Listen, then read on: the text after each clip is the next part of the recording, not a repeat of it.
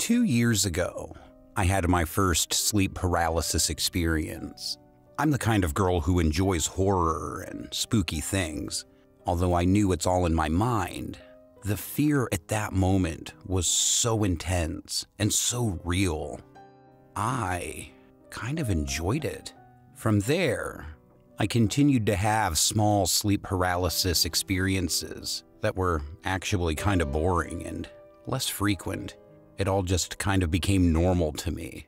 But last year, around the month of November, my dad and my brother had some kind of argument going on in which my brother was speaking very poorly about my dad, and it actually hurt my dad's feelings quite a bit. He actually stopped going to church. We had a small temple outside of our house where most of the time my parents would go to worship. It felt quite strange to me because I haven't even seen him pray since. But regardless, I figured it was just a personal situation and I shrugged it off. Even so, I don't know why, but I felt as if my surroundings were starting to become negative. And something, and I couldn't put my finger on it, but something was getting me scared.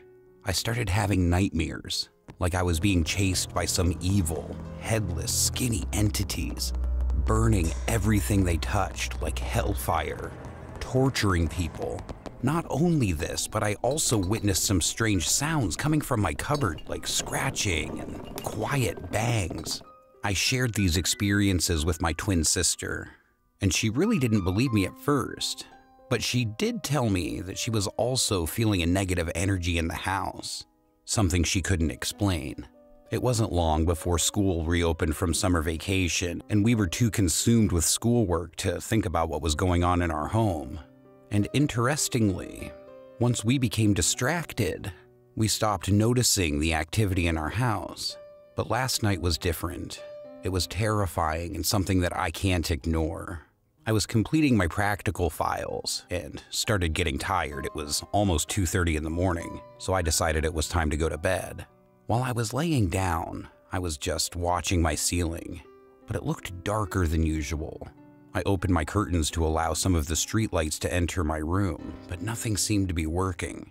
As tired as I was, I decided just to ignore this and fell asleep, cuddling my blanket over top of me. You know what I mean, laying on my back on the bed, facing up, my hands over the blanket like I'm hugging it. And my hands were kind of touching my opposite shoulders, with the blanket between my body and my arms. But as I drifted off, it kind of felt like my body was floating in the air, like I was hanging from my ceiling. It wasn't a bad feeling, I kind of liked it. But then I realized that my body was getting stiff, like I was being paralyzed. And it felt like an energy above me was taking something from me, like attracting me upwards. My torso, mainly in my chest, started expanding towards the ceiling, and it was becoming hard to breathe.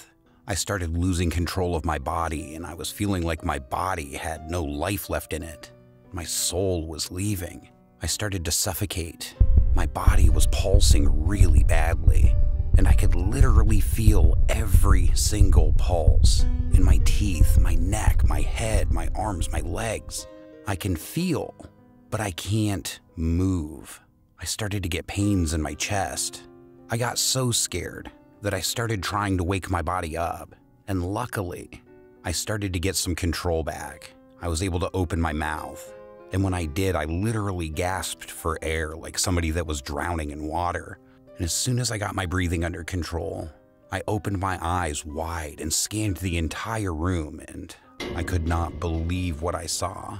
There was a dark, disfigured shadow watching me with its bright white eyes, and when I looked at it closely, it just walked out my bedroom door. I was so scared. I couldn't sleep yesterday, and I ended up playing some prayers on my phone, and I never do that. I couldn't believe what I saw. I told my dad about the incident and about all of the things that I was experiencing from before, and he said with a very serious and worried look on his face, "You don't have to worry about it anymore. I will always protect you." And then he said one more thing, quote, "I forgive him." And I think he was talking about my brother.